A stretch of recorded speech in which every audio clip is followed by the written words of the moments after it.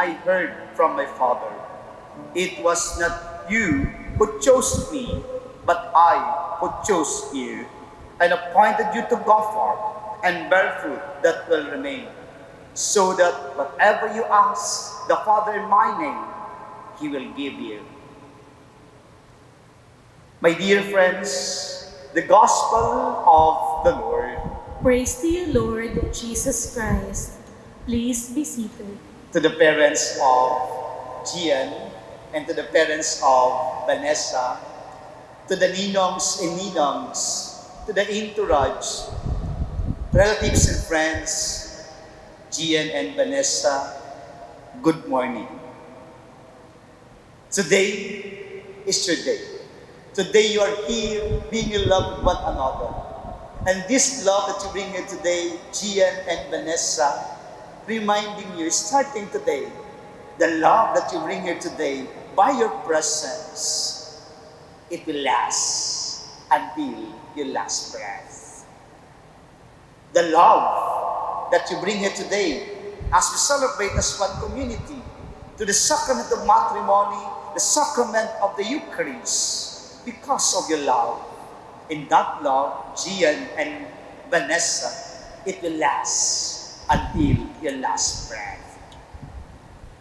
The love that you bring here today, that you will embrace throughout your life, that you will commit yourselves, being husband and wife, living together because of your love.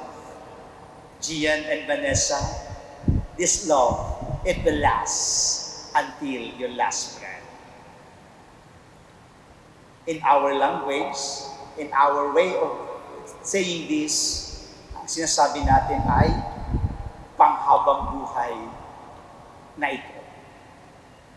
Gian and Vanessa, panghabang buhay na ito. Panghabang buhay na ito. Why, my dear brothers and sisters, I repeatedly 3 times, it will last until last but at panghabang buhay for Gian and Vanessa. Again, reminding you that this celebration, your presence here today, tandaan nyo, hindi ito experiment. Hindi ito trial and error. Hindi ito practice. This is it. A blessing of God, both of you, and to your family, to be with the celebration, united of your love, and to the sacrament of matrimony, you will be together starting today in the rest of your life as husband and wife. In that, Gian and Vanessa, what is the ingredients of being together, being husband and wife, living together, starting today? First, the very foundation of this is the love of God. The love of God. As we heard in our gospel today, God chooses you to become husband and wife. Pinili kayo ng Diyos na maging mag-asawa habang buhay. In that way, that purpose, ano ang gagawin ninyo? Gian and Vanessa, live out this love. As we heard in our first reading of today, live in love. Live in love. Because Christ loves us, manirahan kayo sa pagmamahal ng Diyos. In that, Gian and Vanessa, calling you to become husband and wife, united as one, living in love, do imitate the love of God every day. And that is your very foundation. That's why you are here today. God sees you that you are capable to live out His love. Kaya niyong dalawa na isa buhay at makita ang buhay na pag-ibig ng Diyos sa inyong dalawa bilang mag-asawa. Tinatawag kayo ngayon at kayo nandito ngayon at tumutugon sa Kanyang panawagan to love one another. And truly, your presence today telling God, yes, we will do to imitate His love to the sacrament of matrimony. Gian and Vanessa always live in love. In that love not only simply love, but there is a higher category of love, and that is unconditional love of God. And that unconditional love of God that you will live out throughout your life, anong ginawa ng Diyos sa kanyang pagmamahal sa atin unconditionally? Ibinigay ang kanyang buong sarili para sa kapakanan ng ating buhay, ng ating sambayanan, ng ating kaligtasan. And do the same. Gian and Vanessa, you want to live in love, and that love, always bear in mind into your hearts that this love is unconditional. And what does it mean for you? Anong ibig sabihin? Para mahalin ang isa't isa unconditionally. Gian, I believe you are here today. You are now ready to give your total self to Vanessa, your wife. I hope and pray that your total self is starting today without any reservation, without any condition. Give your total self to her, your wife. Ibigay mo ang iyong sarili sa kanya, huwag sa iba. Sa kanya lang ang iyong sarili na ibibigay, walang kahati si Vanessa. Tatandaan mo yan araw-araw. And that is giving yourself total self. Because giving your total self to her, kalahati ka na lang. Ang bubuo sa iyo ngayon, si Vanessa. Si Vanessa ang magbubuo sa iyo ngayon na Giancarlo. Hindi ka na si toong Giancarlo kung wala si Vanessa starting today. Kaya ang iyong sarili, ibigay mo sa kanya, hindi sa iba. And Vanessa, you are here today telling us that you are always embracing the love of God unconditionally. And now, give your total self to Him, to Gian, your husband, starting today. Huwag kang magdalawang isip na ibigay ang iyong sarili. Huwag kang magdalawang isip at mapagod na ibigay ang buong sarili sa Kanya bilang iyong kabiyak, bilang magbubuo sa iyo. You are incomplete without Giancarlo starting today. Yes, you have family, but now, your priority is Giancarlo. Kumbaga sa hierarchy, mahalaga na si Gian para sa iyo. Siya na ang pinaka mahalaga sa iyo ngayon dahil magbubuo sa pagkatao mo bilang Vanessa. That is the mystery of the sacrament of matrimony. Giving oneself, and that self, bubuo ng isa ng panibago na kayong dalawa ang maglalakbay at maninirahan sa pagmamahal ng Diyos. Bubuo ng panibago dahil sa pagmamahal ng Diyos na buhay na ipinagkakaloob sa inyo. Again, Gian and Vanessa, you want to live in love. You want to live in love. In that love, I hope and pray that always visible in your action, in your daily lives, being husband and wife.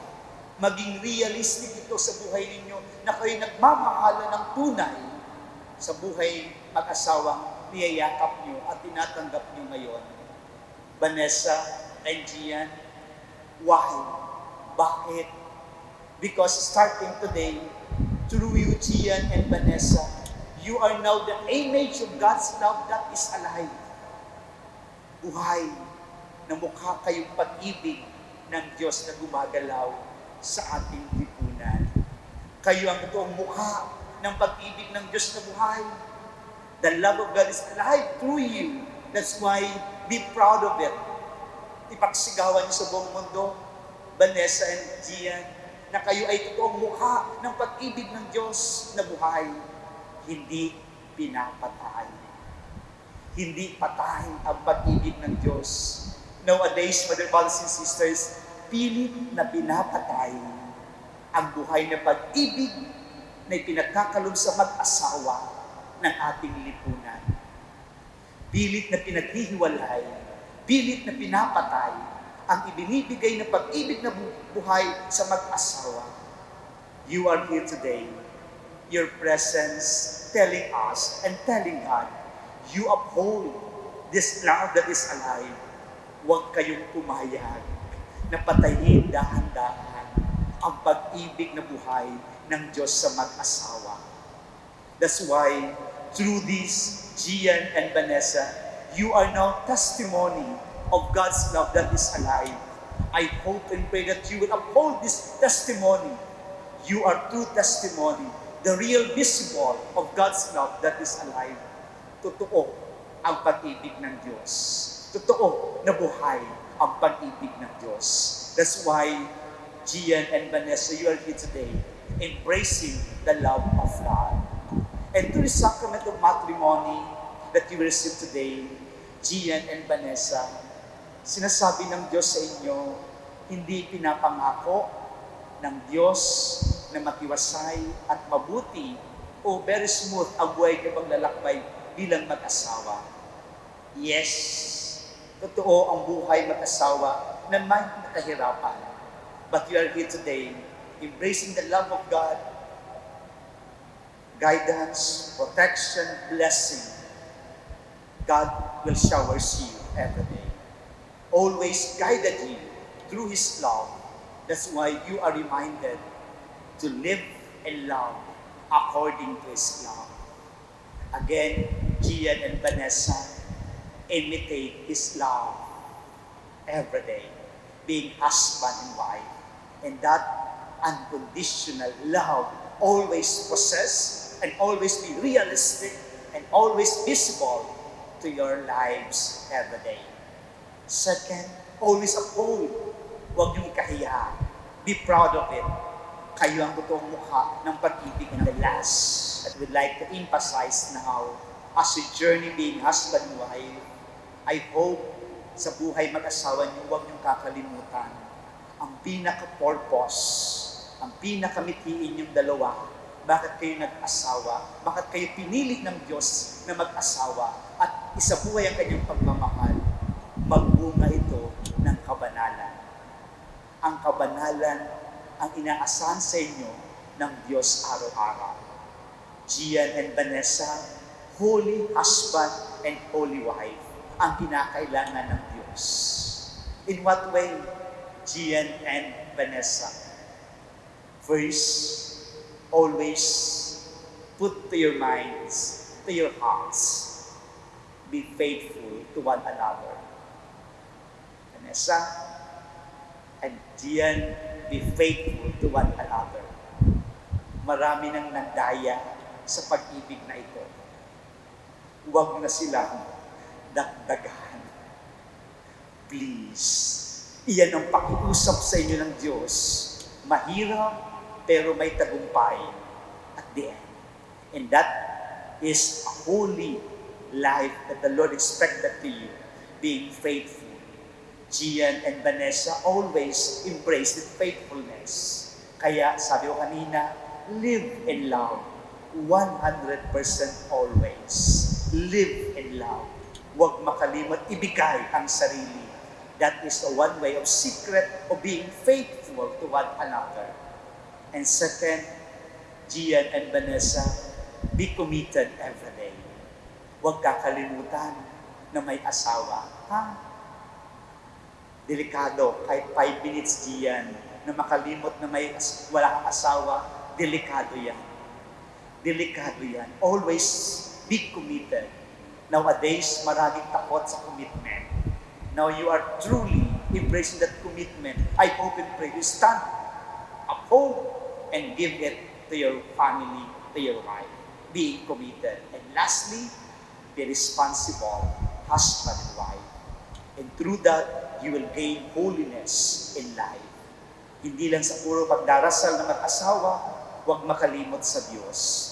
Ang Diyos ang tumawag sa inyo bilang mag-asawa, bilang maging mukha ng kanyang pag-ibig. Truly, starting today, this is a victory that may kasunod. Isa sa buhay niyo araw-araw ang pag-ibig ng Diyos na buhay. Being imitator, bearer, and being faithful to one another, and be committed and responsible.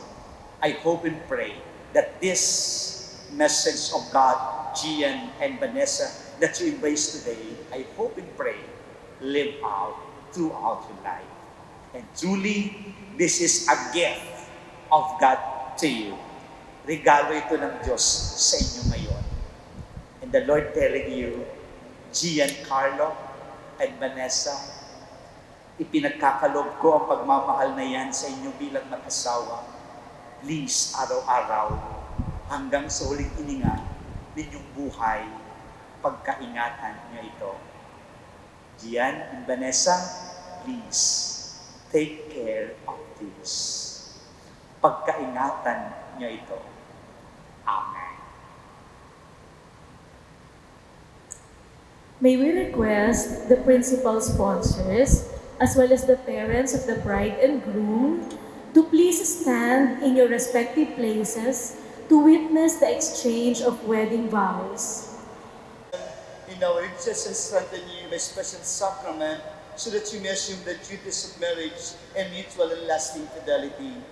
And you, my dear brothers and sisters, may ask you to help them with your prayers and accept them as a new couple in a Christian community. And so, Gian and Vanessa, in the presence of the Church, may ask you to answer truthfully the following questions. Vanessa, did you come here of your own free will to bind yourself forever in love in the service of your husband? Yes, Father. Gian, did you come here of your own free will to bind yourself forever in love in the service of your wife? Yes, Father. Are you ready to raise a good Christians, the children whom God will give you? Yes, Father. Gian and Vanessa, since you wish to contract holy matrimony, please join your right hands and express your intention before God in His church.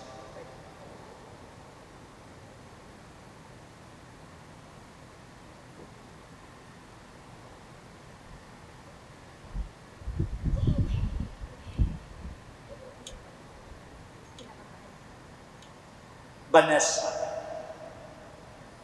do you take Giancarlo here present to be your lawful husband upon the right of Holy Mother, the Church? Yes, I do. Do you give yourself to him as his wife? Yes, I do. Do you accept as a lawful husband? Yes, I do. Giancarlo, do you take Vanessa, her present, to be your lawful wife upon the right of Holy Mother, the Church? Yes, I do. Do you give yourself to her as a husband? Yes, I do. Do you accept as a lawful wife? Yes, I do. Gian and Vanessa, may I request you to recite this prayer together.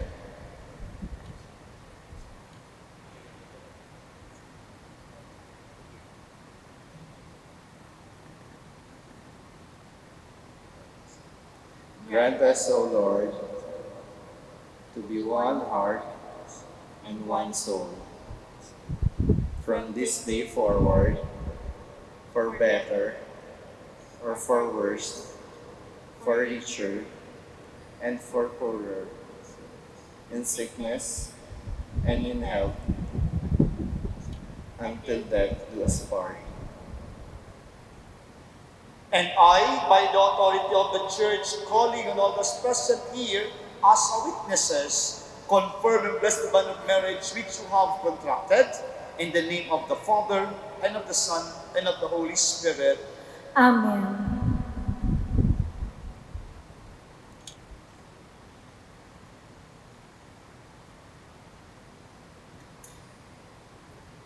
We shall now bless you, our ray and wings. Our help is the name of the Lord. Who made heaven and earth.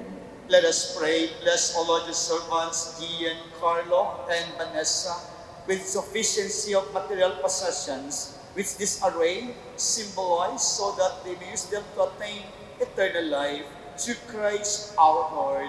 Amen. Bless, O Lord, this ring, so that your servants, Gian, Carlo, and Vanessa, who will wear them, may live in mutual love and broken loyalty, through Christ our Lord. Amen.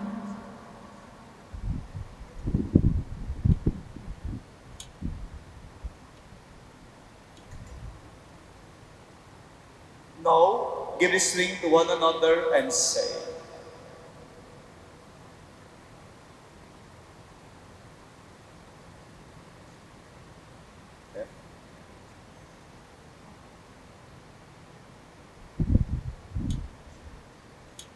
Vanessa,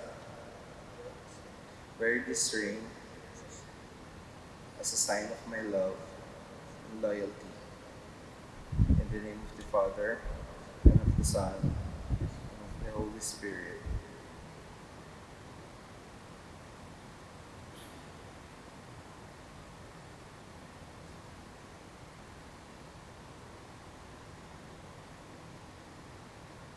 Gian, wear this ring as a sign of my love and loyalty.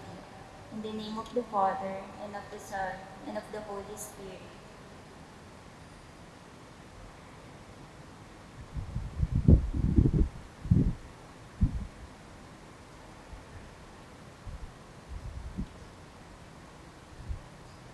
Vanessa, I give you this ring as a pledge of my dedication to your welfare.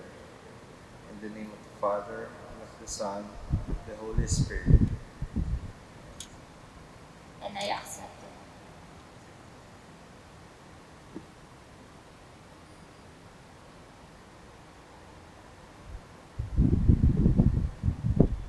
And now, my brothers and sisters, a sign of our joy and approval for Gian and Vanessa, let's now give our new married couple a big round of applause.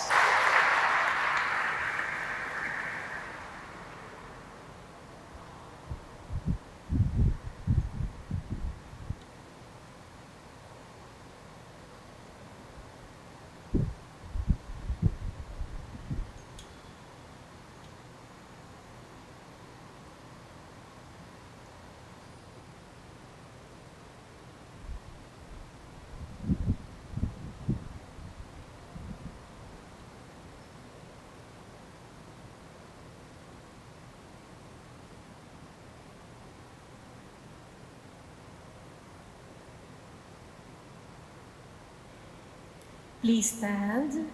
In happiness, they praise you, O Lord. In sorrow, may they seek you out. May they have the joy of your presence to assist them in their toil, and know that you are near to comfort them in their needs. Let them pray to you in the holy assembly, and bear witness to you in the world, and after a happy old age, together with the circle of friends that surrounds them, may they come to the kingdom of heaven, through Christ our Lord. Amen. The peace of the Lord be with you always. And with your spirit. Let's offer each other the sign of peace. Peace be with you. Of my days, you know my resting and my rising. You discern my purpose from afar, and with love before our word is on my tongue, Lord, you have known its meaning through and through. You are with me beyond my understanding, God of my present, my past and future too. Although your spirit is upon me, still I search for shelter. There is nowhere on earth I can escape you. Even the darkness is radiant in May we the request. sense of creation is made new.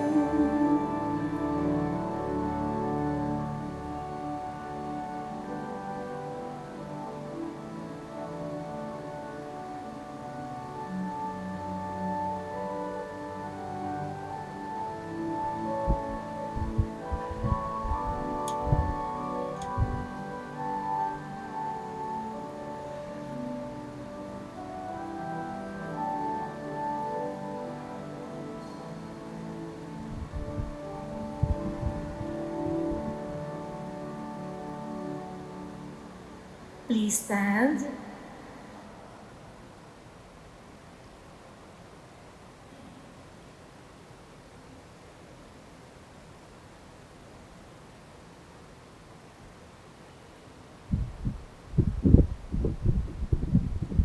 Let us pray. Having been made partakers at the table, we pray, O Lord, that those who are united by the sacrament of marriage may always hold fast to you and proclaim your name to the world, through Christ our Lord.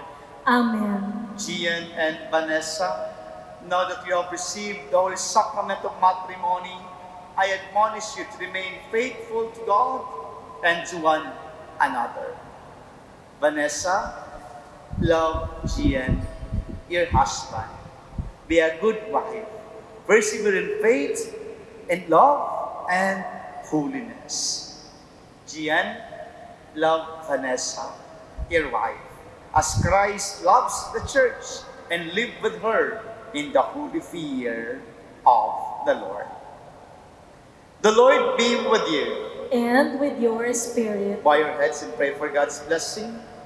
May God, all-powerful Father, grant His joy and bless you now and forever. Amen. May the only begotten Son of God stand by you with compassion in good times and in bad, now and forever. Amen. May the Holy Spirit of God always pour forth His love into your hearts, now and forever.